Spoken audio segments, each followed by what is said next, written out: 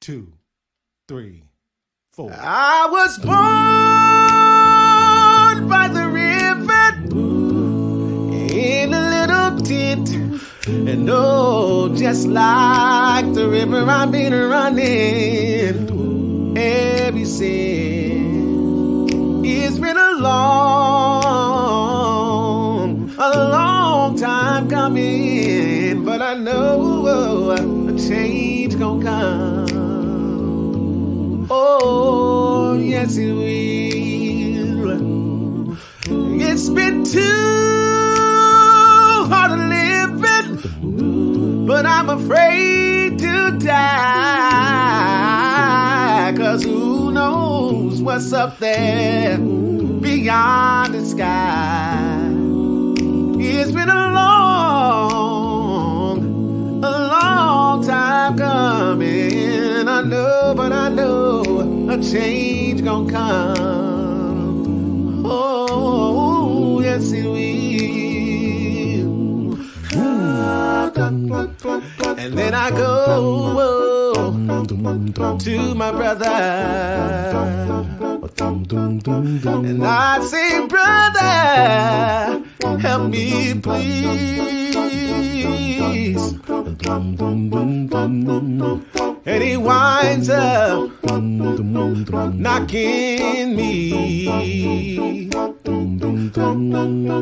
back down on my knees. Whoa, there've been times that I thought, whoa, I wouldn't last too long, but now I think I'm able world and carry on. It's been a long time coming, but I know a change gonna come. Oh, yes it will. Oh, yes it will. It's gonna change. It's gonna change.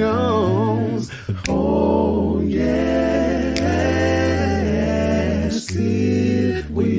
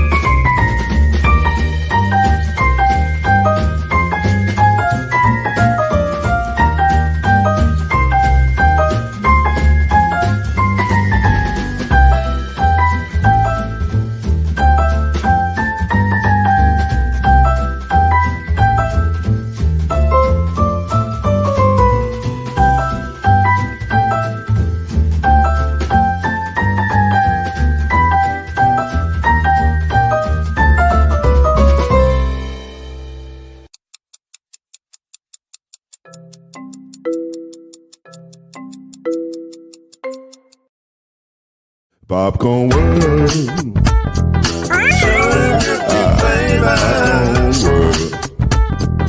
Popcorn World.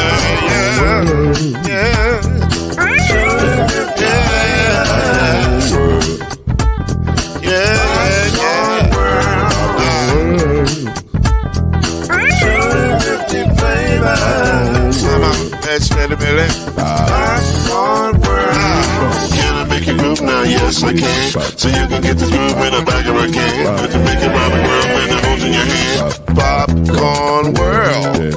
250 flavors gonna make you smile. 250 flavors gonna make you smile. 250 flavors gonna make you smile. I said popcorn make you smile. Ah. Popcorn World. Popcorn World. Popcorn World.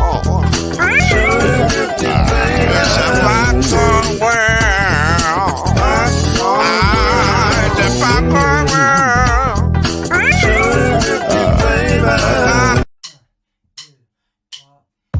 You're now listening to BLEAV in the ACC with Heisman Trophy winner and Florida State legend, Mr.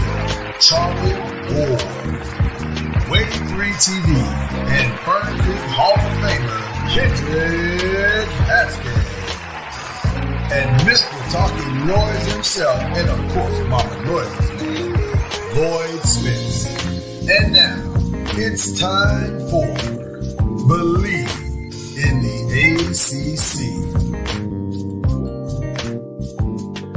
Just waking up in the morning. Gotta thank God. Today does not seem kind of odd. Today just is like a normal day, a regular old day. Yeah. But to most men, it just means you have like 48 hours to get your stuff together and get the right gift. So figure it out. It's Mother's Day. It's coming up quick. Amazon's a hero. All right. Or what Amazon likes to call cha-ching. No. Right. BLEAV in the ACC. You know what it is. We're back. That's Kendrick Haskins right there. That is the great Charlie Ward. And I add all those greats because you can say great Heisman Trophy winner, great high school championship basketball coach, great national championship winner, and extremely happy Knicks fan. I mean, he's a former Knick, so Go New York, go New York, go. I like the early morning chat, Charlie. I like it. I'm with it. How's everybody feeling today, man? Everybody good? I'm just waiting on June. Okay. Kendrick, listen, you've got to accept the fact that you've got two coaches in the area and they're taking up all your time. That's what it is, okay? Not to mention, you just had the 100. By the way, you just had one of the most incredible derbies we've ever seen. That finish was outstanding. I went back and watched the stretch run because I was on a radio show yesterday as I'm doing stuff.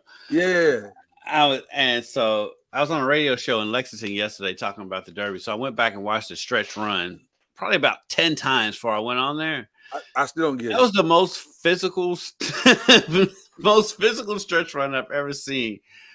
They Sierra Leone and Forever Young, you know, you're used to horses bumping into you. I mean, that just happens.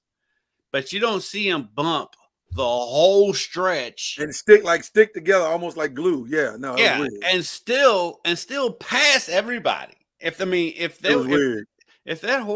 that race was another like couple steps, one of them would have won. Yeah, and then pardon my French, but all hell would have broken loose because one of them would have won, and then there would have been all kind of inquiries and all that stuff would have been going on. Yeah. Thank goodness that Mystic Dan won that race because there would have been all kind of injunctions and all that stuff. And so it would have been a whole lot more to Derby 150 if one of those horses would have won. So thank goodness Mystic Dan won that race. But even the ending itself with what you're saying was shocking to me because it didn't look like they had a chance to win because of the bumping. You're thinking, they're going to cancel each other. You're like, they're going to cancel each other out. And then right at the end, it's just like they just had this burst. You're like, whoa. So that was a wild race. That was a wild race. A lot of people lost a lot of money on that one. If Sierra Leone had have won that race, because that was who Mystic Dan beat at the last stretch by a nose hair. Right. Oh man. Literally by a nose hair. Yeah. It would have been crazy. Because there have been all kind of stewards that would have gotten involved because of all the bumping that happened on the way down the stretch. So yeah, it was Charlie, are you a big horse racing person, or do you check in on the Derby like most people in the casual way and be like, oh, the Derby's on?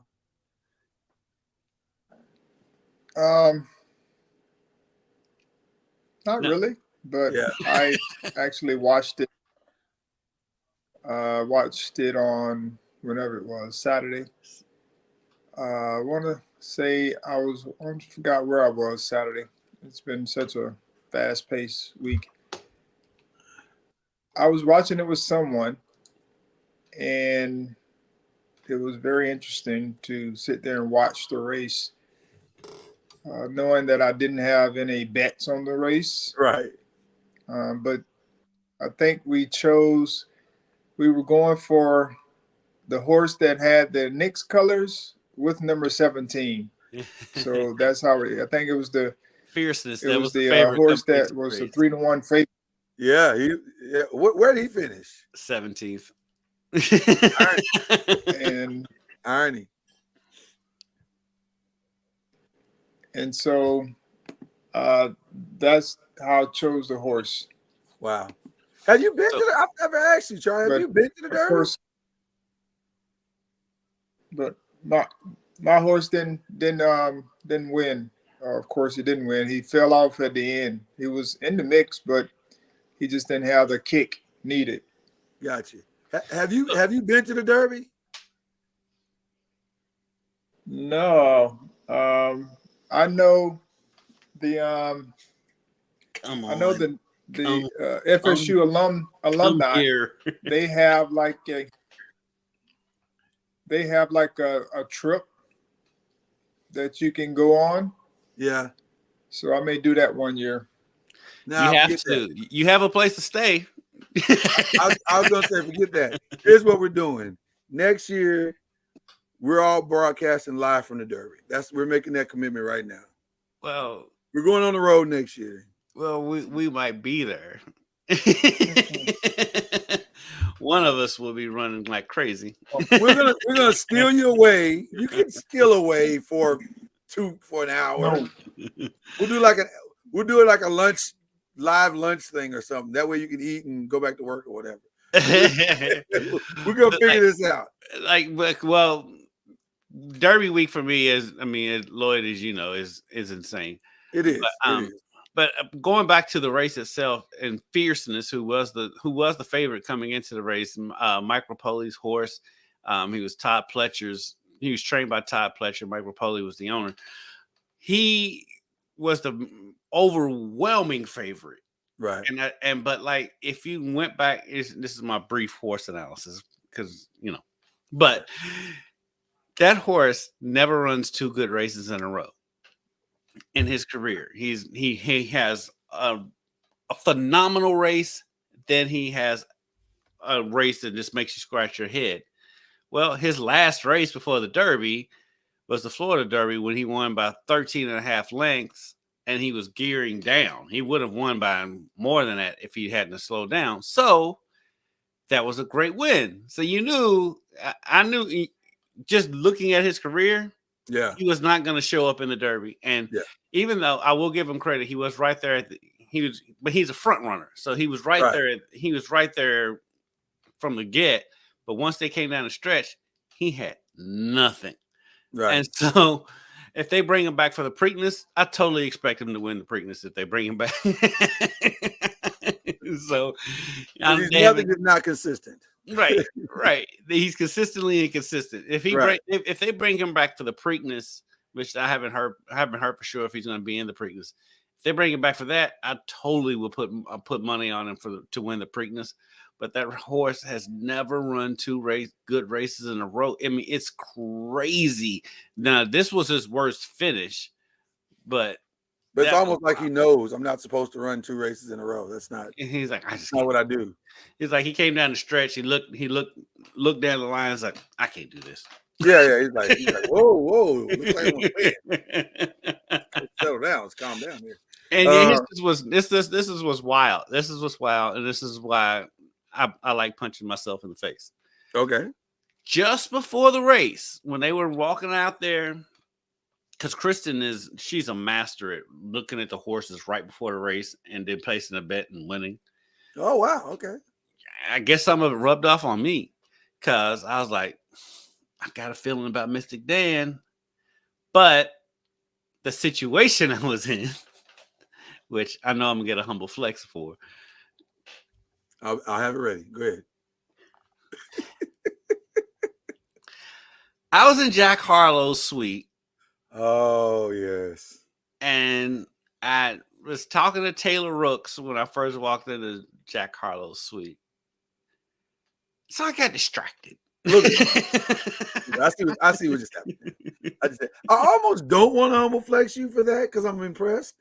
But And that was a humble flex.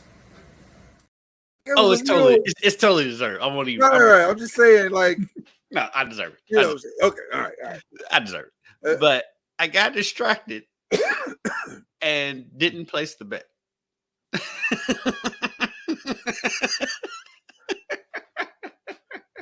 There are so many things I want to say right now to that moment, because how many men have made that's their testimony.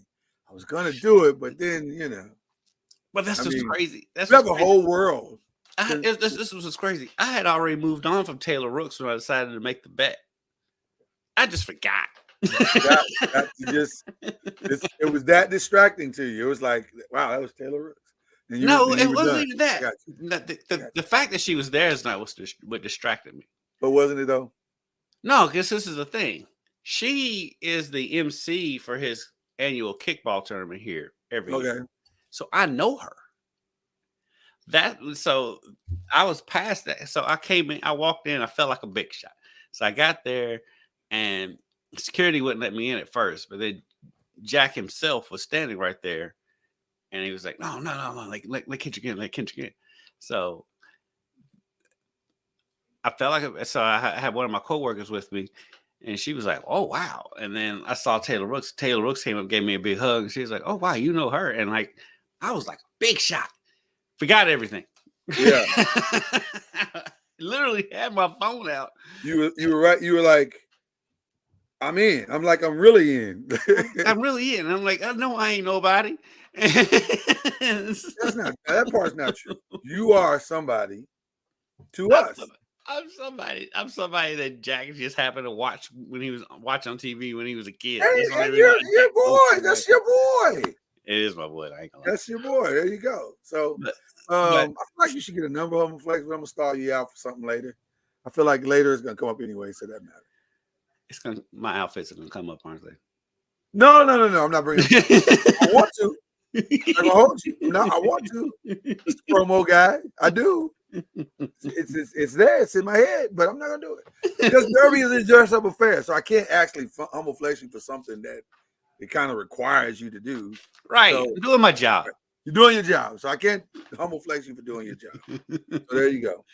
Derby was fun though. Derby was fun this year. Derby 150. It was fun. Oh, it looked like it was a ball. This is the first Derby where I actually missed home. Like I actually missed being in Louisville this time. I was like, boy, it looked like it was a good time this time. For 150, I wish I was there. That would have been nice. I was so as you know, I was stationed in the paddock for both Oaks and Derby, the brand new paddock. New paddock.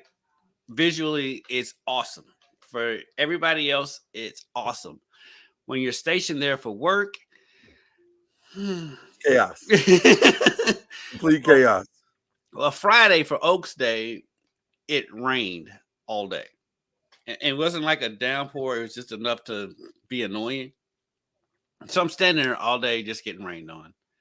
Derby Day was insanely hot and humid. There's no shade. Thank goodness I had on that white coat because it was hot down there. Right. Well, you survived it, my brother. Now all you got to do is help them put their team together. Louisville and Kentucky, and then you'll be free for the summer. Well, Kentucky seems like they're on a roll. They got the kid from who had committed to South Carolina, who is from the state of Kentucky, Noah. Yeah, and so you knew he was on the when he decommitted from South Carolina. You knew he was going to come from Kentucky. Now Kentucky. For UK fans, they have the roster of their dreams. They have two Kentucky high school basketball legends. They have the number one scorer in the history of the state of Kentucky, and then now the number 5 scorer in high school basketball for the state of Kentucky. So this is the kind of roster that UK fans have been dreaming of. Now let's see if it would be successful. Right. Something to build on. It's something to build on, and maybe it'll turn into. They definitely have something to build on. All right. All right, well, let's jump back in, man. Let's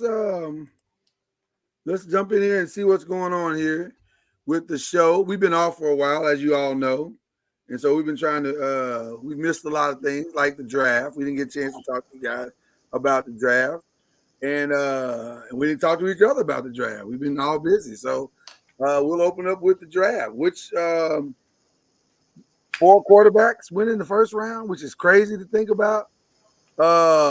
Who do you think will have the biggest success from this group? Is it Caleb? I was gonna say Caleb is set up the most. He's set up the best to have the most success when you look at the. Oh, you know what? I apologize. There was 5 quarterbacks that went in the first round.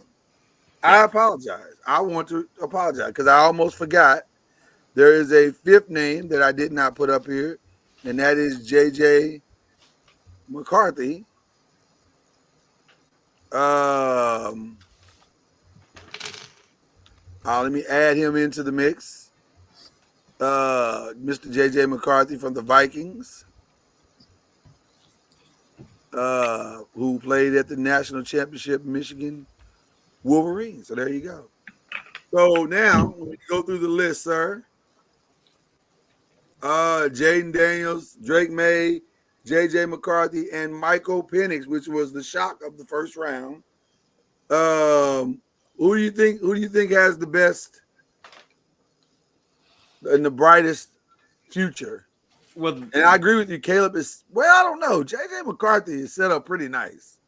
No. Yeah, the way they set up Caleb with all those with the weapons on the outside, I think that the Bears have really set him up to be successful. Yeah, but I think it's with everybody with the coverage of it. It's the Bears, so he expects you both think it's the Bears over the Vikings? Because I heard Charlie say no. And now he'll be back. You think over the Vikings? Because I mean, Justin Jefferson. I mean, you got. I mean, he's got a nice setup there too. I mean, it's between those two. I'm not saying he's ready for any of that. Right. That's right. I don't know if he is. He might. Just looking at it from, I think he's kind of Kirk Cousins-ish. Oh, for sure. And so he'll be. I think he'll be good. Don't get me wrong. I think he'll be good, but I do think that Caleb is set up for more success just because of everything that's around them. Are we underestimating Jaden Daniels' situation? I don't think we're underestimating. I think Jaden Daniels is probably the best quarterback out of this group. I agree. But I think just starting out, I think Caleb has the best setup because they put the most weapons around him. Jaden Daniels will hand the ball off to Austin Eckler and throw to Terry McLaurin, Jahan Dotson, De'Ami Brown, who we definitely know on this show and like a lot. Charlie, you with us? Yes, I'm here. Can y'all hear me? Okay, we got you, buddy. We got you. Few little technical difficulties, but we're working through it. That's what we do patiently, you know. Yeah. I don't have a camera on this computer, so no problem, buddy. No problem. Do you feel like I thought I heard you say you weren't like you didn't think JJ McCarthy's situation was better than Caleb. Did I hear that right? That is correct. I just don't think that they're at the same level right now. One is going to get a chance to play and have his moments, very similar to CJ Stroud did this year. And then the other one, I'm not sure if he's ready for like a day one starter. Right. But, you know, they may have an opportunity to put him in there. Hopefully they give him some time to see what's going on in the NFL. JJ McCarthy, I'm speaking of. Yeah. So hopefully they give him some time, because I think he needs some time to be able to navigate his way through. And I don't know if Minnesota's in a place where they feel like they have time. They're a playoffs type team, and if they're not in that running, I don't know if they can handle that. They're in a very interesting spot, Charlie, because they got possibly the quarterback for the future in J.J. McCarthy, but they don't have the time to re-sign their best player, which is Justin Jefferson. And how is he going to feel is probably going to dictate to whether or not McCarthy gets on the field or not. That was my point. Yeah. Mm-hmm. He to me, he reminds me of what's the guy that just left Buffalo? Stephon Diggs. Yeah. So he kind of reminds me of him in a sense that he could be a spoiler. Just by one comment. And then that comment leads to, how the media goes, that comment leads to another comment, later on. And then there's like, I'm not unhappy. And then it's like, I want to get traded. I mean, it's like that trickle down effect. And I think he has that in him. I don't know the guy personally, but just outside looking in. Yeah. But if things don't go according to how they feel like it should go, he could be out of there. I agree 100% on that. Both of you, Michael Penix to the Falcons. Did that throw you off? It threw me off a little bit. I didn't necessarily understand that move. But then after time, I kind of accepted, like, okay, I guess I can kind of see. Yeah. I'm in the same boat on that. When they initially made that pick, I was like, what are they doing? I felt like they were Atlanta-ing. But when you look at but like Atlanta. Yeah, Atlanta going to Atlanta. But like after looking at it, and when you look projecting forward, it is a good move because Penix has his injury history. And so he was beat up in that playoff game. So you give him time to heal, you give him time to learn, and you give him time to learn behind a really good quarterback in Kirk Cousins. Not great quarterback, but a really good quarterback who is very experienced and who has put up numbers in this league. And he's up there in years. And so when Cousins' contract is over with, Cujo can come in. Exactly. Cujo can come in and he can have like you. And you look through NFL's past, but right now with Caleb Love at Green Bay, and you look at other quarterbacks who have come in who have sat behind good quarterbacks before, Brett Favre and Aaron Rodgers and all that stuff. It's a good landing spot for Michael Penix. And so it makes sense in the long run. Just initially, when you look at how much money they're paying Kirk Cousins, you was like, what are they doing? But like when you sit back and look at it, that was a good move. And I think Penix is going to be a star in this league. I think he can be. If he can stay healthy, I think he absolutely can be. The thing that kind of throws you off from the move, even when you look at the depth chart, you go, wow, after Bijan Robinson, there's Tyler Algiers. After Drake London, there's Kadero Hodge. After you get past Darnell Mooney, it's Ray McLeod. It's like there's really no real depth at those positions. You got 2 years to build that depth. You do have 2 years to build it. So maybe that's the plan. Maybe they're saying Kirk is our we can compete right now answer, but Michael is our 10-year answer. So we'll be in the mix for the, whatever. So I get it. It's just I guess if you are trying to win a very winnable NFC South now, you would have thought, okay, let's get maybe one other skill player, maybe somebody to back up Kyle Pitts, because you don't really have any depth behind that. And it's just, I don't know. It was just bizarre, but I get it. Yeah, I mean, can't win without a quarterback. Can't win without a quarterback in the right. state. It felt like we're good now. We can win this division now because this division's sorry anyway. Right. But like going forward to the future, if we want to make a real run, we have our quarterback for the future run. I feel like Kirk Cousins is kind of like, yeah, we can do this now. Yeah, and he can take us so far, and we know he's only going to take us so far. But when he can't take us so far, we have the quarterback of the future to take us. We got the guy to take us the rest of the way. Yeah. Yep. Charlie, any disagreements in any of that, or that's about where you landed as well, or what are your thoughts about Michael Penix Jr.? Is Charlie still with us?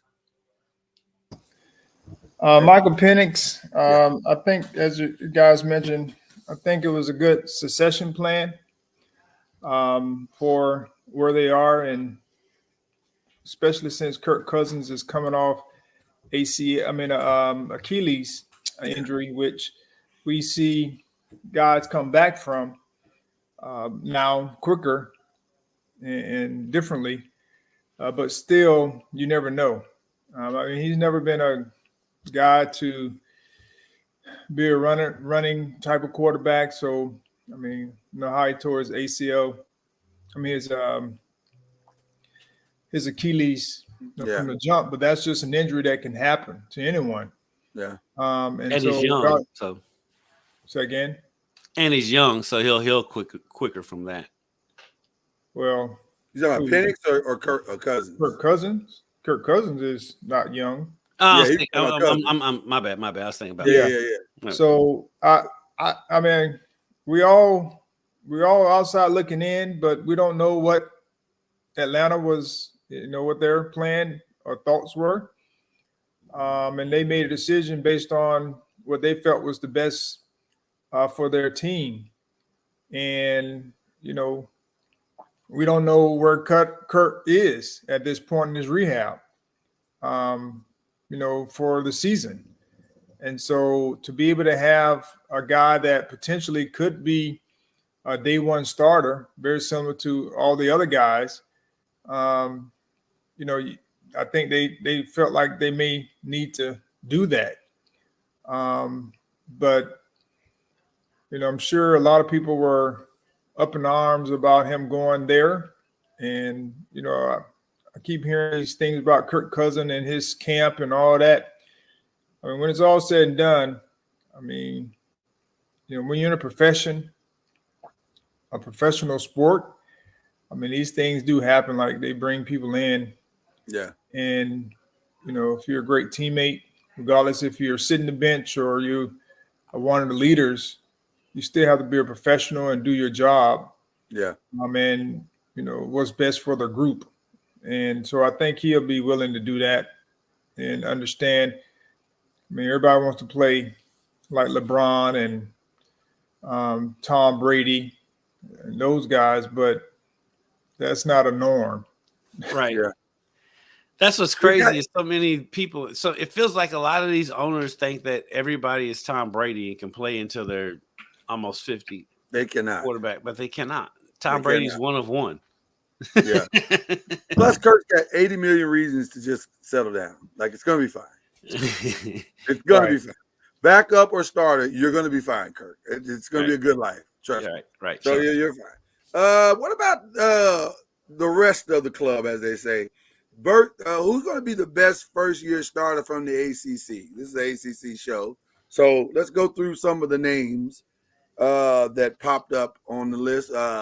The most glaring, obviously, highest ACC pick, not named Drake May, was Jared Verse, of course, who went to the Rams, which I'm assuming they're saying we found our Aaron Donald. We found our new Aaron Donald, which I don't know if that's true or not. I'm a Jared Verse guy. Love the guy. I don't know if he's the heir apparent to maybe one of the greatest defensive players of all time, but he could be. I think he could be solid. I think he could definitely be solid. He'll have a good career. I don't know about Aaron Donald type career, but right? He'll definitely have a good career. And they made his career's transition even easier by taking the homie Brandon Fisk. So Charlie, you saw these guys play all season. You think that was a good pairing and smart play by the Rams to do this? Yes. I mean, they're familiar with one another, of course, and they create a habit as a pair. And so when you talk about Aaron Donald, you may have to put two of these guys together to make up his production in some form or fashion. Did they play same side? I can't remember. I don't remember if they played the same side, but they were very disruptive. Yes, very disruptive. So I just think that was a good move by the Rams to be able to pair them, because FSU did have one of the best defenses in the country. Yeah. At least moving throughout the year, and at the end of the year, that's what they were leaning on a lot. Yep. So I just think that was a great move by the Rams to do that. They pulled the Philadelphia Eagles. Right.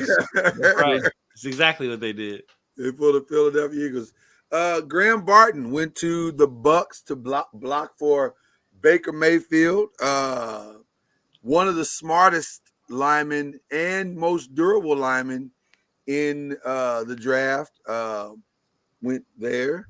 I think that's a good pick for them. You guys think he'll do well in that system?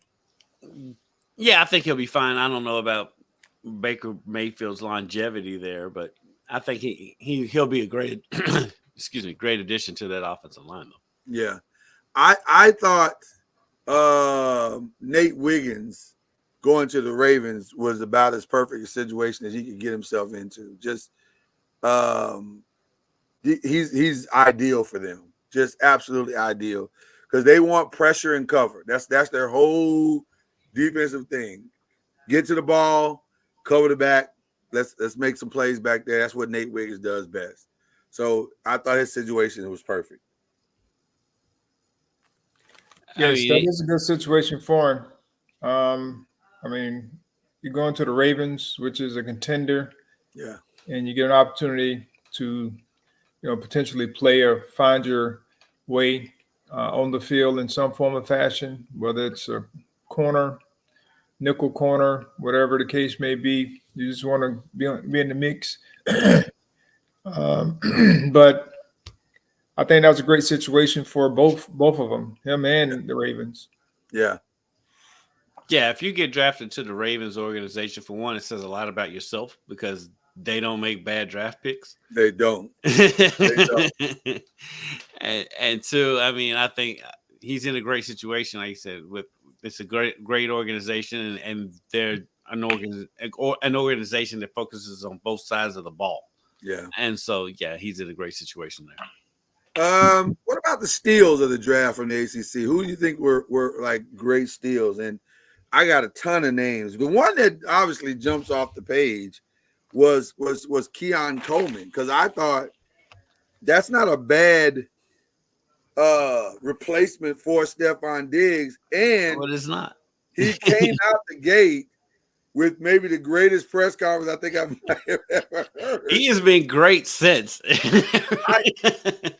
I had no idea he had this much personality. I was going to ask Charlie. I said, Charlie, you never told us that the kid was that entertaining. He is a hoot. He might listen.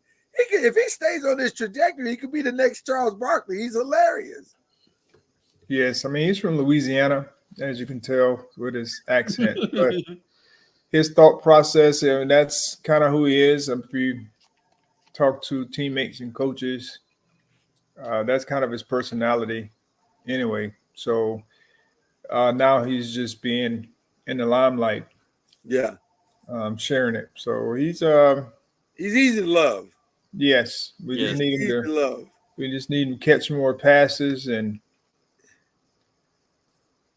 I think he could be the red zone threat that they are looking for if he can be taught to maximize his physical skill set, which I don't know if he's done that yet, like not completely. I'm not sure if he's a number one receiver coming out of the gate. And I don't think he is, but I do think he could be a nice safety net Like if everything, he could be the guy that if everything else breaks down in the play, I can go to Keon and get 5 yards. I can go to Keon in the red zone. You know what I mean? He could for sure be that. Definitely a red zone threat. And yeah. And like you said, like a first down, a third and 4 threat. Yeah. I don't think he's not going to take the top off the defense. I don't think in the NFL. I don't think so either. A lot of other FSU guys were taken. We talked about this. Renardo Green to the 49ers. Trey Benson to the Cardinals was really interesting to me. I thought that was a good fit for him to maybe get some significant time. I don't know about starting, but definitely getting some significant time in year one because Trey could be a nice complimentary back to whatever's going on there. Maybe take the starting position eventually. I don't know. But he's there. And then, of course, Jarian Jones to the Jags. Jordan Travis to the Jets was extremely interesting, which says a lot about Jordan's year, in my opinion. I think if Jordan had finished healthy, Jordan would have been drafted a lot higher. Yeah. I like, as much as I'm not a Jets fan, I think that was a great pick. Because I liken it to the Jordan Love pick in Green Bay. Yes, it is the exact same pick if you think about it. And so he gets to sit back, he gets to rehab, hopefully he just learns football stuff from Aaron Rodgers and not anything else. Yeah. Stay away. Hey, Charlie, call Jordan or just send him a text. Say, stay away from the ayahuasca. Not worth it. He's already got mental clarity. He's fine. I don't think ayahuasca. As Stephen A would say, stay off the weed. Stay off the weed. Yes. But do you like that for Jordan? Jordan's such a good kid. You've known him a long time. Football like that for him? Yeah, it's a good situation for him to be able to learn from one of the best quarterbacks that we've known. Yeah, quite some time, and just sometimes just sitting there watching him, and then you get an opportunity to pick his brain. Yeah, which is always great to be able to do that. And I think he'll find his place. He's that type of guy where he went to Louisville, transferred from Louisville to FSU, and struggled early on, and then became the hero in a sense. Everyone loves him. And so I think he'll continue to find his way because he has, his head on his shoulders right, and he makes good quality decisions. But you never know, Hopefully he didn't get to New York and get turned out because New York can do that. If you're not in the right state of mind, have the right friends, there's a lot of access to different things, but hopefully he chooses the access to the right things, and which I think he will. Well, he's got you to lean on. I was gonna say, you just have to be a tour guy. I'm trying to think. The Jets, they used to be in Long Island, but I don't think I think they have a place over in New Jersey, which I'm still trying to figure out why are they New York when they play in New Jersey? Well, neither one of them play in New York. They both play in New Jersey. They both play in a random swamp that's outside of New York. Hey. But it's a nice facility now. East Rutherford is nice. The stadium is nice, but let's be honest. Swamp around, we can't control all that. For those who've never driven past that stadium, it's just a swamp. It's the equivalent of Howard in the Hood in DC. It's the same concept. Like, what is all this around you? It is just swampland. It's weird. There's nothing around that stadium. It's fine. You talk about buying cheap land and building a stadium.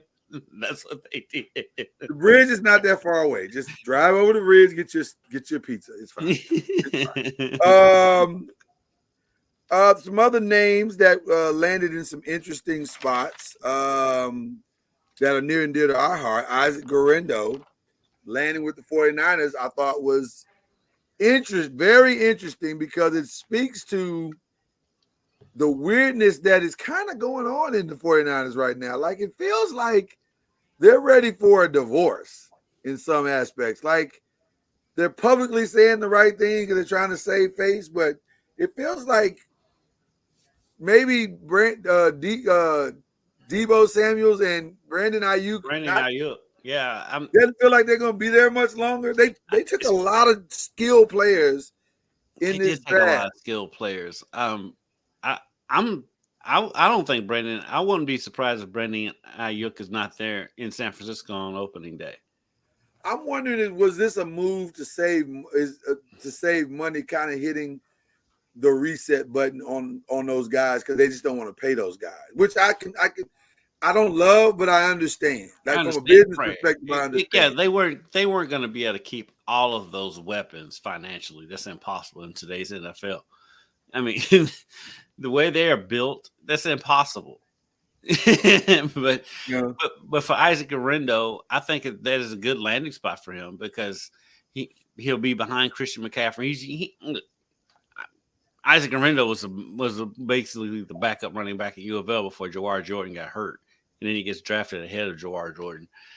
He's durable. He's fast. He brings you everything. He's got McCaffrey type tendency. He's got a lot of McCaffrey in it, and so I think that's going to be a perfect spot for him as far as just learning the game and learning the work ethic that it takes. Because I mean, nobody's going to question Christian McCaffrey's work ethic, and Isaac Orlando, I feel like he's built in that same mode, and so I think that's a great landing spot for him. And it does feel like San Francisco kind of is looking ahead, and it's like, okay, this window is going to close very soon. And so, because they know they can't keep all of those guys. And so I think I like San Francisco's moves. It looks like they're planning more for the future instead of right now. Yeah. You love that one, Charlie, or yay or nay on that one? Who was that? Carindo? Isaac Carindo, yeah. I mean, he's more of a running back than anything else. So right. I don't think the other skill positions that we're talking about, the wide receiver, I mean, Debo Samuel is a jack of all trades type of guy, but Carindo, I could see him being a special teams guy early on and doing some running back work as well. And then eventually, evolving into the back that we saw him be at Louisville last year. Yeah. More of a change of pace type of back. But Christian McCaffrey is a change of pace within himself. I mean, he's right. He's right. He's not just a one type of back guy. He got several tools. So he has it all. So it'll be interesting to see how they use him next year. Coming right back to you, Charlie. I think one of the bigger steals also was Devontae Walker. I think that kid's his ceiling is ridiculous. And to fall to the Ravens, that's crazy. Yeah, that was a good. I was shocked. That would be a good pick for them because they had a lot of good quality wide receivers in this draft. Yeah, which was very good for a lot of teams. So you could get a Tez Walker with that speed and his ability to make plays, catch the football, tough contested catches. Yeah. To give him that weapon for Lamar Jackson. And now they have, they're building something really special there with their offense, with the run game and then their pass game. They'll be reckoned. They're going to be there in the end when it's all said and done once again. And I guess they're trying to figure that thing out because, as we all know, there are steps that you have to take in order to get to that Super Bowl and win a championship. But you got to have the right pieces. Yeah. And I think they built, to be able to make that run next year and the years to come. Perfect replacement to me for Nelson Aguilar. I mean, that's Zay Flowers, Bateman, and Tez Walker could that feels like that could be one of the best cores for the next 3 or 4 years if they can all come together. And man, talk about taking pressure off of Zay Flowers. I mean, right, especially when you lose Odell Beckham. And yeah, you lose Beckham and Aguilar, because losing Beckham really doesn't mean that much to the Ravens because he really wasn't. Odell Beckham, I think he's pretty much done anyway. But Aguilar was a surprise. He was surprising. He actually played well. Yeah, he was surprised. He played well with them. So to be able to replace him with a Tez Walker, yeah, that's big time for the Ravens. Yes. So I mean, just like I said, some other good names. Will Shipley to the Eagles was a pretty. I think that one's going to be a sneaky. Yeah. Because Will Shipley is somebody that you can move all around, and then you have Saquon there too. Yeah. I think Will Shipley is going to be very integral in their offensive schemes. Well, with Saquon's health history, he could be very, very interesting in there because if he may or may not be healthy, you know, all season. So you would know. I would know. I've lived through it. Were you surprised Jarvis Brownlee to the Titans? Was that a good fit? I think so. I think I'd be fine there. Yeah. Well, if I'm Jarvis Brownlee, it's a good fit. I got a job. Touche, Charlie. Touche. A job is better than no job. So there you go. Yeah. I think he's a good fit. I think Jarvis Brownlee is a good fit. He's taller than most defensive backs. Is he? Yeah, he's long, and so I think he's going to be a good addition for them. Okay, Jeremiah Trotter to the Eagles as well. Jamari Thrash to the Browns was significant. Trying to think of some other names that people know. Jawar Jordan to Texans was very, very interesting. He's another one. He's another one. If he can stay healthy, which he should be able to stay healthy. He's another one like Shipley. They'll be able to move him around. He's not going to be your ground and pound back, obviously, but no. He'll be one of those backs that you can put in there on third down. You can line him up in the slot because he can catch the ball. He's got that speed that you putting a third DB on him. He can get past him. So I think he's going to be very good with them, especially with the way they run their offense. I think he's going to add speed to that offense. I think he's going to be very good there. They've got a very interesting roster. They really do.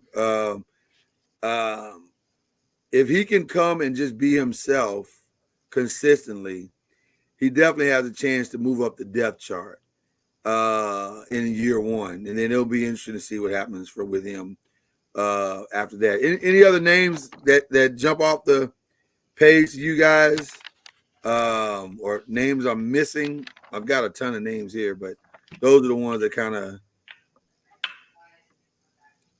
– were you happy with your team's picks, Kendrick?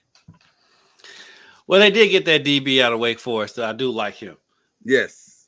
But outside of that, it's like, I don't question Kalen Carson. What Dallas does in the draft, I don't question because they do draft well. Yeah, that's true. What they do in free agency is always a head scratcher. Like, why would you let Zeke go and then bring him back? Right. Right. Okay. What they do in free agency never makes sense. But what they do draft well. So I won't question what they do. Now, granted, most of the people they drafted this year I've not heard of, but it's offensive linemen, so that's they address the need. So I will never question what they do in the draft. Now, what they do free agent wise, Lord, we'll see. Would you like to ask me the question as well? How do you feel about the Giants? I knew it was coming, so I said I might as well prepare myself. I'm going to say this, and this is what I too was on something else, and they asked me about the same question. I said, you know what? This is really simple for me. If you don't love the guy, you don't take him. And Charlie, I would love to hear your thoughts on this as well. I know J.J. McCarthy was there. I get it. And I know they tried to jump up to get Drake May.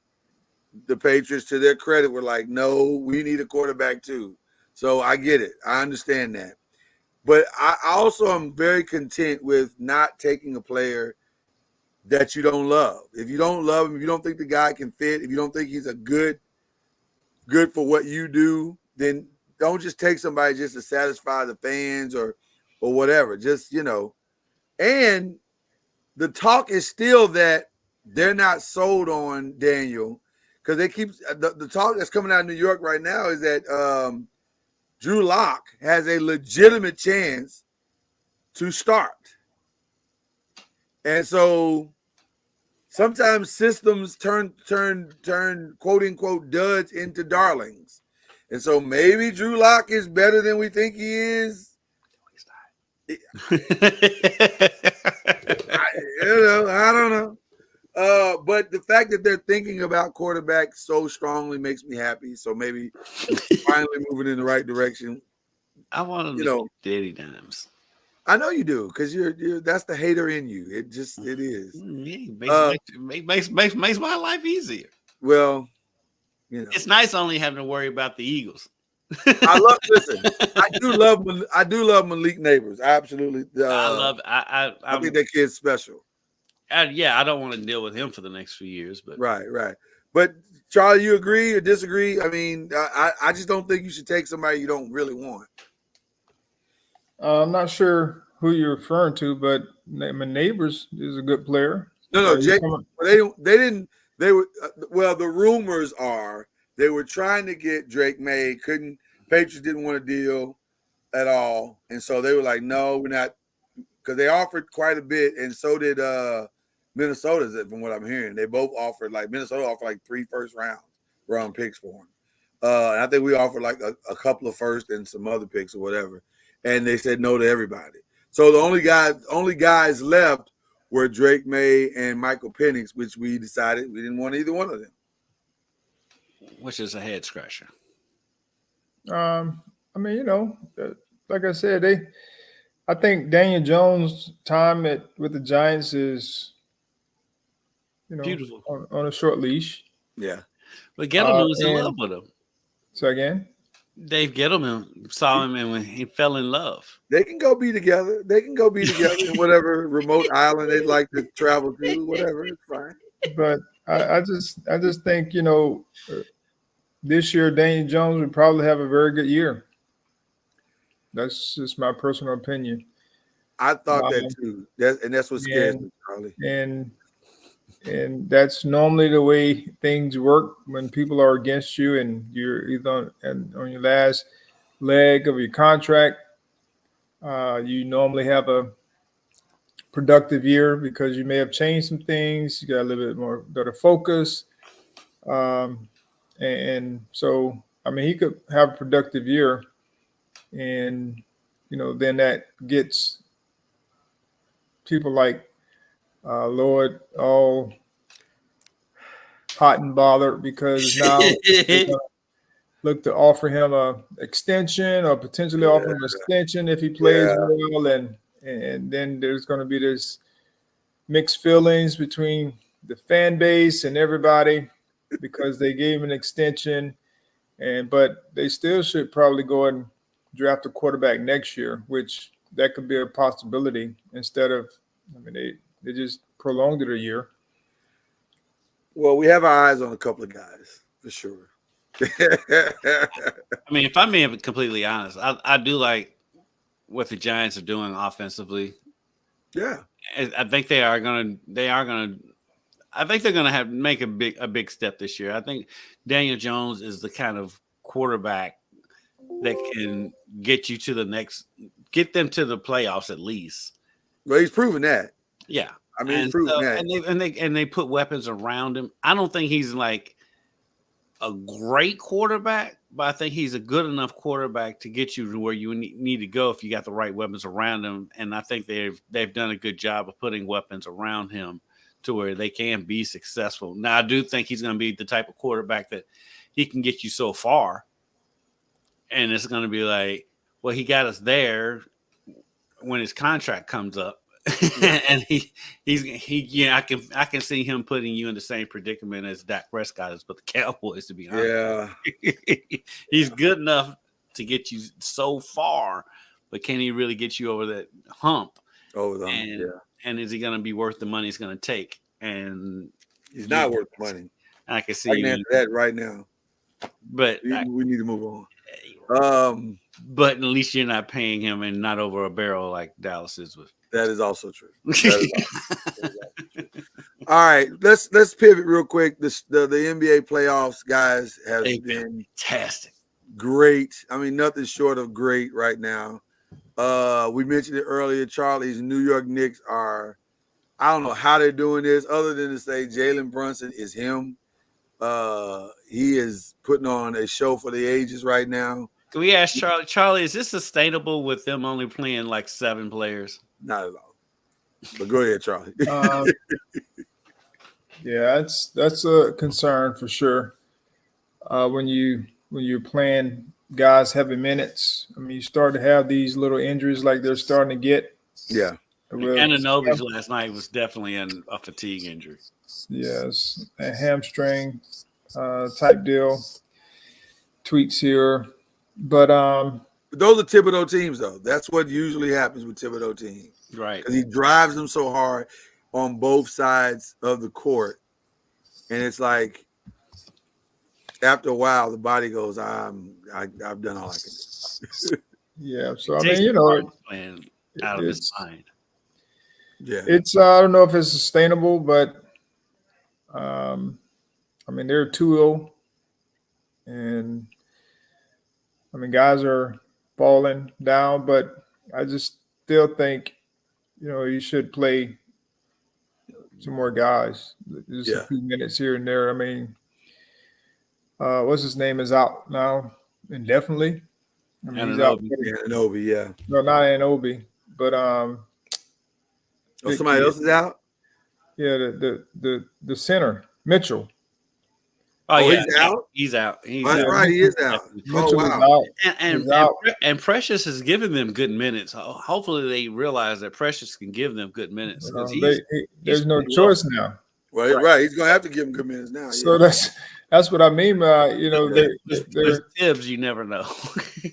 No, he's going to have to play because there's no. I mean, and no Obi's not there. Yeah.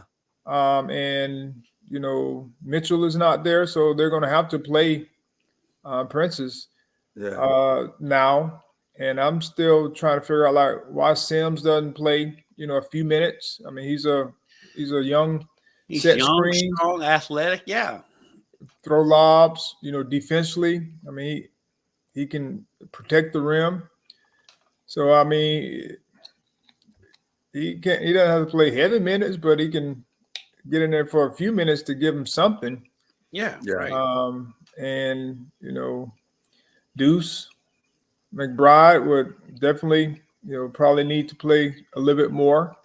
I don't know what his minutes look like for this series, but I think even if he's not shooting the ball well, he does other things that could help keep him on the floor. So it'll be interesting to see how he manages those minutes, because I understand, everybody's trying to win. But when you start playing in series, you got to think long-term as well. But they were able to, get the job done in Philly with the same, rotations in a lot of ways. And so, but the guys, the only crazy part about it is, in the fourth quarter, that's when they have their best quarters when it comes to their effort and everything. So it's been interesting to see if it's sustainable. Well, what's amazing to me with what this Knicks team is doing, for what they lack in size and depth, they more than make up in basketball IQ. These are some of the smartest guys. It's the rare, lovable Knicks team. Man, listen, DiVincenzo and Josh Hart and Brunson, how can you not love those guys? And what they're doing on the court, they play some of the smartest basketball I think I've seen in a long time from a Knicks team. Just they rarely make bad plays. I know sometimes Jalen Brunson dribbling the ball drives you crazy because you're like, Jalen, get the ball out of your hands. Give yourself a break, bro. Come on. Mm. But DiVincenzo has been so good in this series. He's been phenomenal. Oh my God, he's been so phenomenal. I'm sure he's got Golden State going, why the heck did we give up on him? Like we should have kept this kid. Like he's so good. Because he was good for Golden State last year. Yeah, he was really good, and they needed him this year. I mean, I want to ask Charlie though. I want to ask Charlie though. Yeah. When the Garden is going like it was, like it has been in this playoffs. I mean, it's amazing to watch on television. What is it like when you're out there on the floor where the Garden is like that? Rocking like that, yeah. Yeah, it does give you a boost of energy. So that's why, it's different when you start thinking about, the effort in the fourth quarters and guys playing a lot of minutes. I mean, that's any home crowd. For the most part, when they're excited, you can get that extra boost. It just feels different when it's New York, though. It is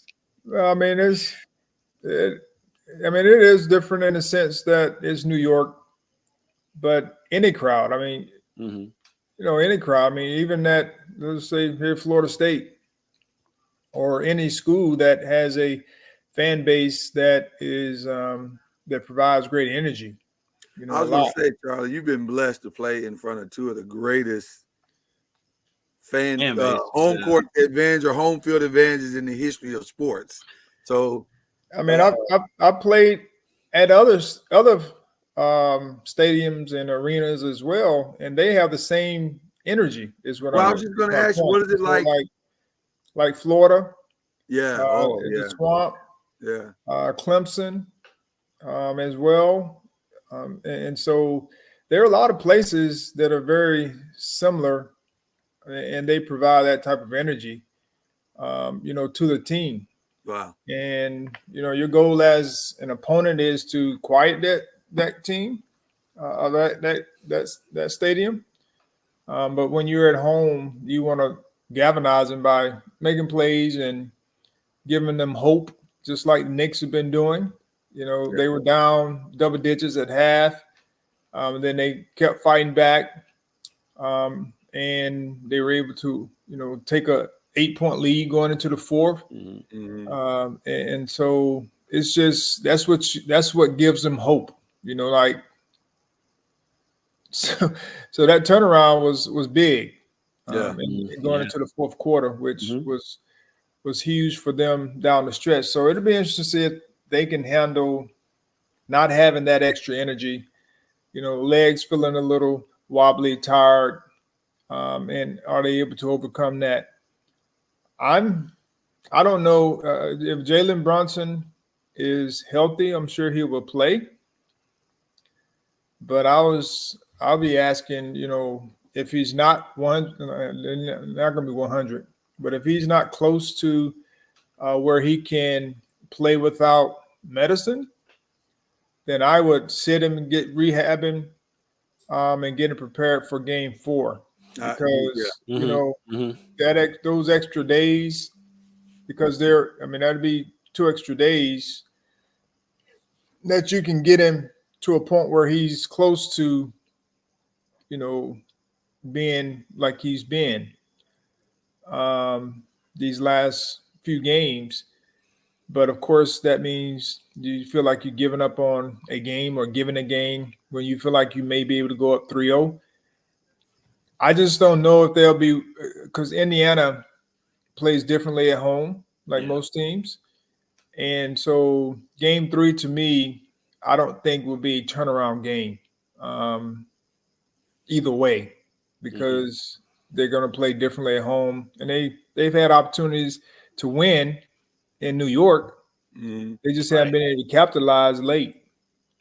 So it'd be interesting to see how they try to work that piece with their health conditions with the team. I'll just say this. I wouldn't take any unnecessary risk with Jalen Brunson in game 3. If game 3 started to get away from us a little bit,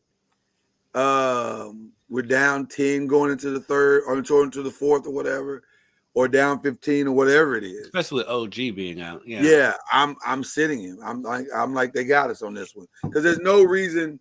The only way I think I'd play him is if it was close going into the fourth quarter and there's a window for us to go up 3-0 like halfway through the fourth, then I'd finish it out. But if not, yeah, if you're down, I think if you're down double figures, you just go ahead and rest your guys. Yeah.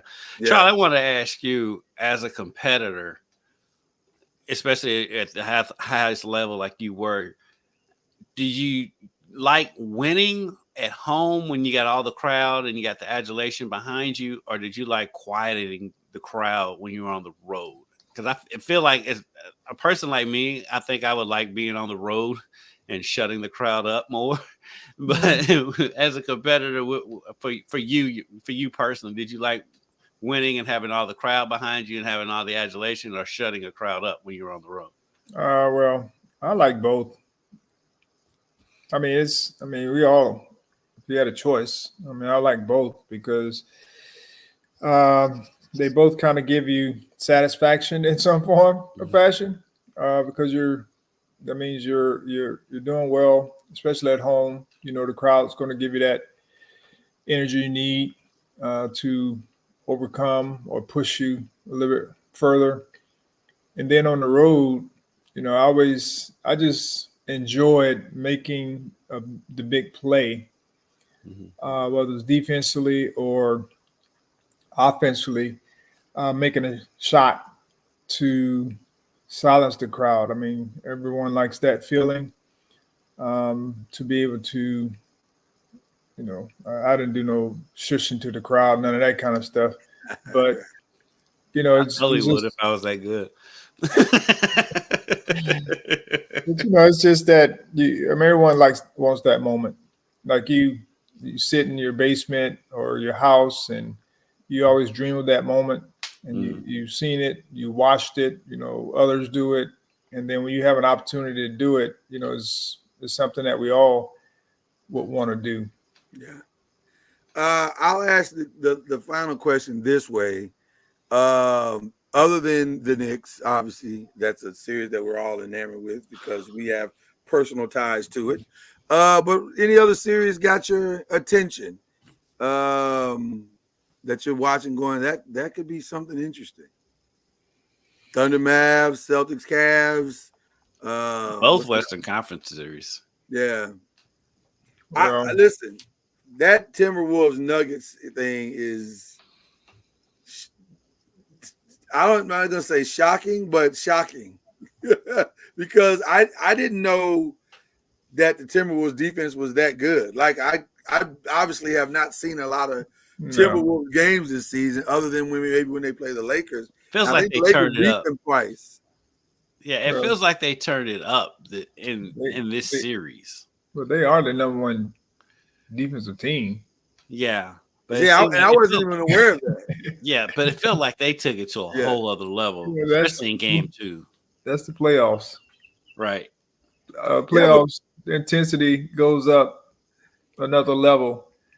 But for a team to be that young, Charlie, are you surprised that they've turned it up to, like, listen, that was one of the most impressive single game playoff games of defense I think maybe I've ever seen. Like, you don't see teams lock a team up like that. That was impressive.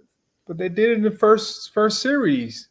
They did the same thing. But, I mean, it was against the Suns, too. I mean, the Suns, they didn't have any help. They don't have a bench. They don't have anything.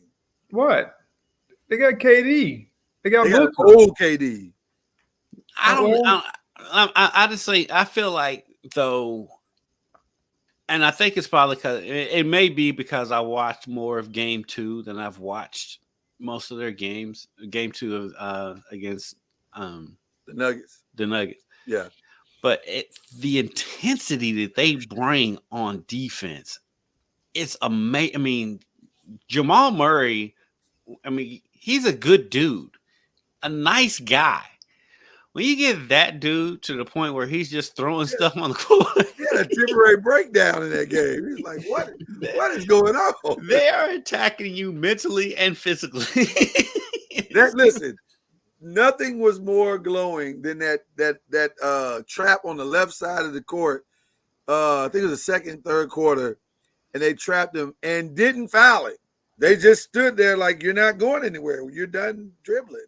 And he didn't know what to do. And I was like, man, this is going to be a long night. If this is the standard by which you're playing defense tonight, it'll be a long night for the Nuggets. And it was. Now, the question is, can they duplicate that at home, which you would think they can? So I don't know. Listen, we're all thinking, but we don't all want to say, well, surely the Nuggets aren't going to get swept, are they? But, boy, it doesn't feel like the Minnesota's going to have a lot of answers going from game 2 to game 3. Yeah. No, I don't know if they get swept. I think the Nuggets will find a way to make some adjustments. Right. They should. But Minnesota, if they don't get complacent, which I don't think they haven't thus far, because of Anthony Edwards. He's kind of carried them in a lot of ways, and his energy and belief and drive and passion, whatever, all the words you want to give him. He has all those things that you want in a superstar. Like, you don't hear all the dude talking about he wants to play, every night. Yeah. And they catered to him, which they understand that if we give him the ball, he's going to make good decisions. That's the thing. A lot of times when you have star players, you don't know sometimes you may not know what decisions they're going to make, because they may, like the other day, he started out poorly from an offensive standpoint, but that didn't stop the other guys from playing offense and giving them the ball, because they kept shooting open shots, because he had the ball. Yeah. And so that is, to me, they have guys that are playing, that are starting in their role, like Alexander Walker, I think his name. Yeah. I mean, he just understands his role. Like, he's a defensive guy, and it all starts with him. Like, he's pressuring the basketball. Whoever brings the ball up, he's pressuring the basketball, and the defense just feeds off that energy. Mm-hmm. And they're well connected. They don't allow a lot of open shots, because they're playing with great energy as far as the effort is concerned, and they're covering for one another. And when you have a team like that playing defense like that, it makes it really, really tough. And they're long and athletic. To me, it's going to be a tough out because of just their mentality and the way they play consistently. Because those things don't have nights off, like defensive energy, connectivity, communication, and you see it with them. And the more they keep frustrating, they see the frustration, the more they're just going to keep pounding you. One of the things I love about you, Charlie, is that you are not prone to hyperbole. So I know that you have, without having talking to you, I know that you have not bitten into he's similar to Jordan hype machine. However, do you see characteristics or similarities to some of the greats in Anthony Edwards? I think what people, when they start comparing them to Jordan and Kobe, which I've heard those two. Yeah. I think they're talking more about his mentality than, I mean, he has athletic ability, skills, very similar to those guys. In the way he's approached the game. He's playing the game now. I mean, when he was early on, he's very similar to Jordan and Kobe. They developed their games over the course of their years. Yeah. But when they first came in, they were very similar to Anthony Edwards, where people were laying off of him. You know, he's developed into a good overall player from the 3-point line, mid-range, and he can finish at the basket along with making plays for others. And so I think that's what people see, his athletic ability, his willingness to dunk on a dude. Yeah. The way Very he willing. does. Very willing. Very willing. Yeah. And so I think that's what feed a lot of that comparison is the things that he does very similar, but I think they're more so the mindset. Like, yeah, he's out there talking to KD, talking to people. I don't know what he's talking about, but you know, he's laughing and he's enjoying life. And I don't think it's malicious. It's just he thinks he's at the park. Yeah, I love Ant. I love this dude. I love his energy. I love how country he is. he's just a dude. He seems like the dude is just he's gonna show up at the party. He doesn't want all the attention, but he's gonna get it. You're gonna get it anyway. Yeah. and I think what impresses me the most about Ant is not all. It's his defense. Charlie, you was talking about how much they bring it on defense. I think a lot of that comes from him because he is the best player. He is their star, and he is a dog on defense. And to me, that's where the Jordan and Kobe comparisons come in more than anything else, because he is a dog on defense. He loves to block, steal, and stop you from scoring as much as he loves to dunk on you.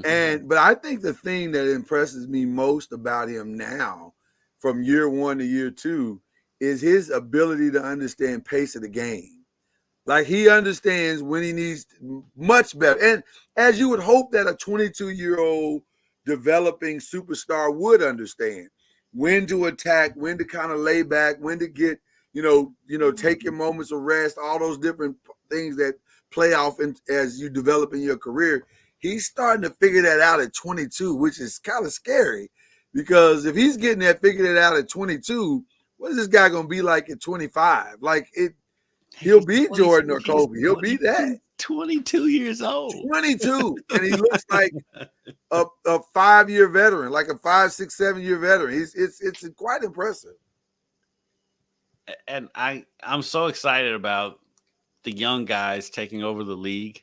Yeah. It's like, with Ant-Man, and don't forget that 12 is coming back next year, John Morant. And also that other dog over in Oklahoma City, Shai Gilgeous-Alexander. Shai is coming. I mean, Luka's there. I mean, do you guys agree? Just real quick, you guys agree with Shaq? Shai got disrespected tremendously in the vote. Like, I'm not saying Nikola shouldn't have gotten it, because probably by the numbers. And I mean, I get it. I get why you give it to Nikola.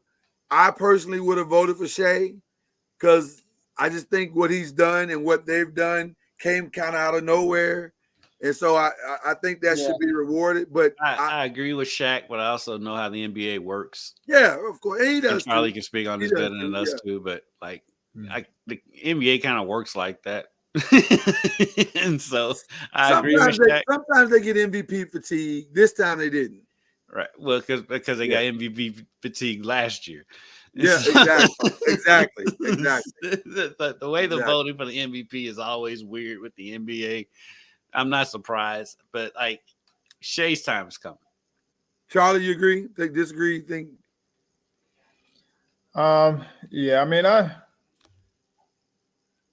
I mean, it's always tough every year for MVP. Yeah, because you have different candidates. And some are almost always the same because they've had great years or what have you. But I would have voted for Shai, just because he's had a great year. And the thing that a lot of people, Kendrick just made this statement that he'll have his time. What if he doesn't? Like, right? Yeah, you're right. You're right. Because there's so many. It's so many, right? You're right. Yeah. So what if he doesn't have he's steady, but he didn't have this type of year again. I'm not saying that potentially wouldn't happen, but what if he doesn't? But this is opportunity when he had a great year, and he don't get that many votes. I thought the voting should at least be closer. Right. And Denver to me was okay this entire year. They're like the number 2 seed. They're 2, yeah. But they didn't have a really good year when it was all said and done. I mean, they had a decent year, but they didn't have a really good year, a great year in a sense. Right. And I just think there should be some. I mean, he's the best player on the best team in the West. Yeah. I just thought they should have been closer. I agree 100%. I totally agree. If anything, yeah. By the way, shout out to the voters for making Anthony Edwards 7th. I'm sure that's going to work well for the Nuggets. Especially going back to Minnesota. Oh, my God. Can you imagine? That plays Friday. Man, he gonna be out there talking so much in that Georgia dialect that only us down south and Charlie understand. He may hang 50 on them. Real talk. He may hang 50 on them. A 50 burger is coming. As soon as they made that announcement, I was like, "Oh my God, the Nuggets are in serious trouble now." 7, like he didn't even crack the top 5. You know, I think Murray's gonna come out and drop 30 too, though. He better. I think he's gonna come out and drop 30. I think he's gonna try. I don't know if he should, but he's gonna try. Well, I mean, we're sitting here talking like he's not trying at this Murray. point. Yeah, Murray. Yeah. I mean, that defense is relentless. Oh, And they're making him work and play faster than he really wants to play. I'm sure he can make shots very similar to Halliburton last night, because he deemed after game 1 that he was going to play well. He was going to play much better. And he ended up with 30, I think, last night. And, they still lost in a sense. So I just think, you still have to just play your game, and not try to come out and showcase or be Superman and lose focus of kind of the team aspect of it. But Minnesota right now, their defense is elite, and they're forcing him to play fast and he want to play. And they just got dudes that, hey, I don't care, y'all won the championship last year. Okay, cool. Yeah. More fuel for the fire for this heat that I'm putting on you. Mm-hmm. I just think Murray's going to come out and drop 30 just because he's played so poorly, and plus he's going to have 5 days rest, and he's injured. That's I think that's why I think 30 is it? Is it a efficient 30 or is it I think it'll be efficient. I think it'll be an efficient 30. He's injured. I mean, that's not a new side of that. He's not healthy. Right. So giving him that 5-day rest on top of having such a bad game, looking so bad, he didn't do himself any favors in the press conferences yesterday. Yeah, it was terrible. It was very terrible. Terrible. So I do think that he's going to come out. I think he's going to put on a show. Now, will it be enough against that defense? I don't know. In that crowd, but they do have that championship pedigree at this point. Yeah. And so I wouldn't be surprised if Denver stole game 3. But I think Murray's gonna have a huge bounce back game in that game tomorrow. I know we got to go, but not to get in the weeds, but I am curious, just out of pure curiosity. I personally, from an adjustment perspective, Charlie, I think I would move, and I know this is totally against what they do, but you got to counterbalance that they're too big somehow. I think I would move just for this series, I'd mix up more Jokic on the block because I feel like it'd be easier for him to pass out of that than what they're doing now. Because they're not even letting him get to his elbow spots. They're like, nah, bruh, we're not doing that. And we're certainly not going to let you dribble the ball up the court by yourself. So I just feel like you gotta go back to his super strength, which is probably off the block, and then maybe try to put one of those dudes in foul trouble that way. And then try to push, get the double team off of you some way, and then maybe that opens it up for everybody else. But I don't know if I'd stick with that same strategy of getting them to the elbows and letting them see the floor off that, because they're adjusting to that easily. They're gonna mix up their coverages against him, regardless of where he is. Mm-hmm. They're just gonna have to. When it's all said and done, they have to make shots. Like they haven't found someone consistently. Caldwell Pope hadn't made shots. Porter is, he's made some shots, and they're kind of sticking with him on his jump shot. So they're going to need some other guys to step up and make some shots from the outside. Holiday, you made a few the other night, but not enough. So that's going to be the big telltale sign on if they can handle, because regardless of where he is, they're mixing their coverages. So they're not giving him, one thing to think about. Yeah. They're single covering on occasion. They're doubling him on occasion. They're being physical with him. And he's had more turnovers to go along with all the other things that he's doing as well. And so that's something, if he can't correct that, they're going to struggle. He averaged, I don't know, he's maybe averaging like 5 or 6 turnovers this series in the 2 games. So I just think if they can play clean, they'll find a way to make it happen. But when it's all said and done, I think Minnesota defensively and then offensively, they have what it takes unless somebody gets hurt. Can't agree more. I'm fascinated by this series. I cannot wait till Friday. And since this is Mother's Day weekend, I'm gonna at least get Friday in because I know Sunday I'll be busy. So hey, look, Mother's Day, it'll end around 6. And when the games start. I'm gonna try. I'm gonna try to sneak out, but it gets a little rough. It gets a little rough. You can sneak away. Well, that's why I have children, and they'll take care of their mother, that kind of thing. They can placate. They can placate the rest of it. You can kind of sneak away. Gentlemen, who we shouting out? Can I give a collective shout out that I think you both will appreciate? I want to see. We didn't get a chance to do this because we were away, but shout out to the incomparable, great Candace Parker for retirement. That is, listen, with all due respect to Caitlin Clark, and I'm sure Courtney Reeves from Minnesota would agree with me because she's clearly in her feelings about Caitlin Clark. I don't know if you guys heard the stuff that's going on with her.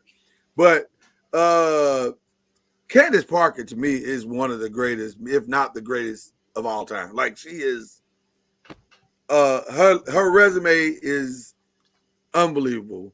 Her resume and skill set, yeah. Oh, surefire first ballot Hall of Famer. Just amazing. Just amazing. And the game is going to miss her tremendously. She is maybe one of the greatest ambassadors WNBA has ever had. And it's going to be weird not seeing her out there this year, even in a limited capacity. So shout out to Candace Parker for just a career for the ages. If Caitlin Clark can mirror that, man. So yeah. Shout out to Candace Parker. Watching her last night on TNT with the fellas, with Ernie and Shaq and Kenny and Charles. It was fun to watch. It was fun to see her get emotional and then see them go back to being inside the NBA. and being crazy. But yeah, she's a phenomenal ambassador to the game. She means so much to the game, no matter men's, women's, whatever. Candace Parker means everything to the game of basketball. She's contributed so much. Yeah, so shout out to her. There's only a few people you can even put in the conversation with, right? Like, right. Cynthia Cooper, yeah, okay. Breonna Stewart, just because of the 4 titles at UConn. But pro-wise, Stewie's got some ways to go to catch her. Yeah, only person close to her professionally right now is Asia. Yeah. You agree with that, Charlie? Yes. I mean, that kind of is a good comparable. Maya would have been that, but Maya decided to fall in love first. And so who was that? Maya Moore. Yeah, she decided to take on other things. If she'd have stayed with basketball, yeah. Yeah, if she'd have stayed, I think she'd have been in that conversation. She's amazing, man. Candace Parker, shout out to her. All right. Who else are we shouting out, gentlemen? Who else are we shouting out today? Well, I'm gonna go ahead and I'll go ahead and shout out all the moms because it's Mother's Day weekend. So shout out to all the moms. Shout out to YouTube's beautiful wives and your children and your mothers. And shout out to my mother. And shout out to I'm probably gonna get humble flex, but shout out to him and her boutique who take care of me every Oaks and Derby. They took care of my outfits this year, and I give them as much advertisement as I can because they give me a great discount. And so shout out to him, and they make me look good. They've got a rough canvas to work with. So you look fantastic. And yes, you are going to get. And that was a humble flex. Stylist, bro. You got a stylist now? Is that what's going on? Okay. No, I don't have a stylist. It's just whoever's working. I've been going there for so many years. Whoever's working, they just take care of me. They took care. My girl Heidi took care of me this year. So shout out to Heidi. All right, Mr. Ward. As Kendrick mentioned, to all the moms, my wife, who's been a mom for 24 years. And my mom, my mother-in-law, and all of my siblings who have sisters who have kids. And also shout out to the New York Knicks and their 2-0 lead thus far. And also hopefully we have a good shout out today for our Lady Seminoles who they're playing, I think, Notre Dame in ACC softball tournament. I was gonna say we should be close to the trip to Omaha now, aren't we? We should be close, right? Baseball is Omaha, but women go where? I forget. I always forget. They go to Oklahoma City. Oklahoma City. That's right. That's right. I should know that because Oklahoma dominates every year. Okay. For me, again, I will bring the trifecta in, shouting out all the mothers. Shout out to my lovely wife, to your lovely wife, Charlie. Also to my beautiful grandmother, who will have her, I guess, 60th. I guess this would have been, if I had my mom lived, this would have been her 70th Mother's Day. So shout out to her as well. I want to give a shout out also to the Pacers, who decided enough is enough. We're going to send these foul complaints in with the 78 calls that you guys have missed over the first 2 games. Good luck with that. It's probably not going to work, but good luck with it. I mean, you're trying it. I ain't mad at you. Do what you got to do to stay relevant. And who else are we shouting out? Shout out for Kendrick Lamar and Drake for giving me something to do this weekend. Even though it's extremely toxic. Is that Is that the feud or something? That's the feud. Yeah, that was the feud. Listen, one of the most toxic battles I've ever seen. Lobbing some serious. Listen, I'm not a fan of lobbing allegations at people where crimes are involved, because that's a little weird to me, especially the type of crimes that they're alluding that the others have, each other have committed. That's a little bizarre. And then also doing it over a really good beat is also weird. So that was a little strange to me, but you gave me something to do this weekend, so I guess that's something. So hey, look. Shout out to K-Dot because he's gave us the song of the summer. Oh, listen, that song is already in. I think it's played a couple of NBA playoff games. Like it's gonna be the song. Well, TNT is clearly sided with K-Dot because they've played both Euphoria and Not Like Us. but okay, but isn't it weird to have a song be the anthem that speaks of a guy being a pedophile? That's kind of weird to me. Like I'm trying to wrap my mind around I get the beat. I get it. It's a great beat. But you're calling this man a pedophile. That's a little strange to me. But whatever. We live in different times. We live in different times. That's all I can say. We live in different times. There's some alternative music that's opposite of all of that you can listen to. Well, you do have to cleanse your palate after a battle like that. You have to go, hey, let me go listen to some other stuff. This is a lot. The A minor bar. Oh, that was the bar that ended the beef. Oh, that ended it. It was over after he said that. Oh, that was so bad. That was bad. When a guy comes back with an entire song to defend that he's not that, that's when you know you won. Like, okay, it's over. Yeah, it's over. And like, shout out to the Drake fans who keep holding on. Get you somebody who loves you as much as Drake fans love Drake. You are actually the real MVP, because to hold on to hope is both a good and negative thing sometimes. Because it should have been over when he said, "We don't want to hear you say the N-word no more." Because I felt like that was a kill shot to begin with, and then Drake came back. I'll give Drake credit. Drake came back. He's tried it. He's tried it. I give him credit for that. But Not Like Us was. I mean, that song was a kill shot. Oh, that's rough. All right, listen. We are all caught up. We've been gone for a while, so there was a little extra, some bonus footage, bonus content for you. Appreciate each and every one of you. We'll be back next week with more, and we'll probably talk some more NBA stuff because I'll be at Valhalla. Really good. It's been really good, like really, really good. So, hey, shout out to Tiger Woods. He's already in town. That's right. It's today, right? No, it's next week. Next week. It's next week. Valhalla's next week. So it should be interesting. So, all right, people, God bless you. We'll see you. Thanks for coming out. God bless you. Good night. Yeah, we'll see you at the conference.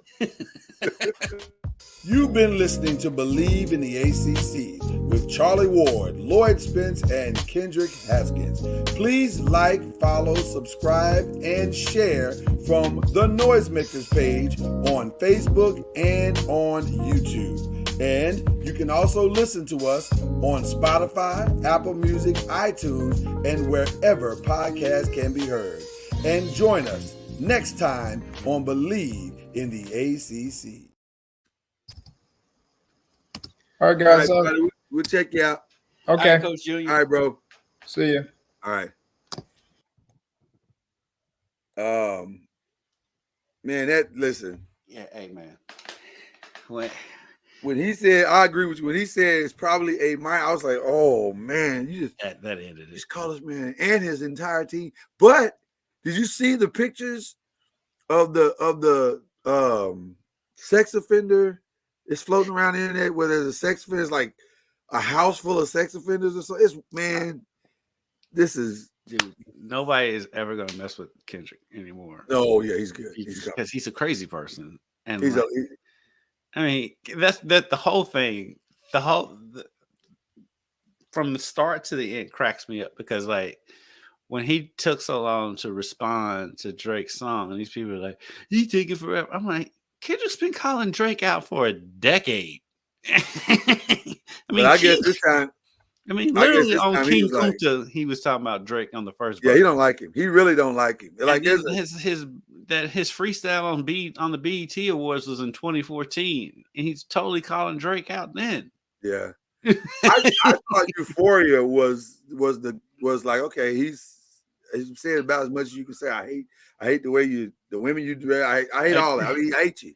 And I was like, okay, that's enough. But man, that man called him a pedophile. Like, bro, I gotta see you. Like, forget the battle. That's something else. Yeah, I have to see you now because after Meet the Grams, I don't know. We got to fight. I got to see you. I got to pull up wherever you are. You better hope Compton really loves you because I got to see you. We got to have a real conversation. Drake ain't gonna go to Compton and have that conversation. Well, wherever I catch you at, that's where we have it. You better have that conversation outside of the state of California. I was gonna say we wherever I catch you at, we got to have a conversation. Because come on, man, like it's hard to come back from pedophile. Like that's, and then the problem is Drake moves in a way that is eerily pedophilish. And then Drake told on himself with the whole Bobby Brown, the Millie Bobby Brown, Bobby Brown. She's from on what's that show on Netflix? Stranger Things. Stranger Things. Yeah, he told on himself because Kendrick didn't even bring her up. Drake brought it up, and she did too. Oh, he texts me all the time. He texts you all the time. He tells me he misses me. What? Like, aren't you 15? Like, what are we talking about right now? Like, he moved real suspect, and he always has when it comes to